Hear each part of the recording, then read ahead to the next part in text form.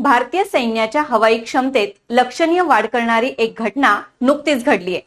आजच्या व्हिडिओमध्ये आपण जाणून घेणार आहोत त्याबद्दलच, म्हणजेच अपाचे AH-64E अटॅक या हेलिकॉप्टर बद्दल। नमस्कार, मी समृद्धी, इन्फिनिटी अकॅडमी या चॅनल मध्ये आपलं स्वागत। भारतीय लष्कराला अमेरिकेकडून अपाचे हेलिकॉप्टरची पहिली तुकडी नुकतीच प्राप्त झाली आहे। फेब्रुवारी 2020 मध्ये अमेरिका आणि भारत यांच्यात एक करार झाला। 600 दशलक्ष डॉलर्सच्या या करारानुसार अमेरिकेकडून भारतीय सैन्याला 6 अपाचे हेलिकॉप्टर दिले जाणार आहेत।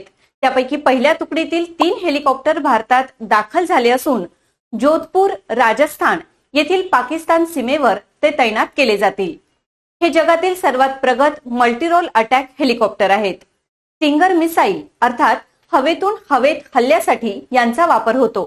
टँक विरोधी क्षमतांमुळे हवेतील टँक म्हणूनही या हेलिकॉप्टर्सची ओळख आहे। अशाच माहितीपूर्ण व्हिडिओसाठी इन्फिनिटी अकॅडमी या चॅनलला फॉलो करा, व्हिडिओला लाईक आणि शेअर करा। धन्यवाद।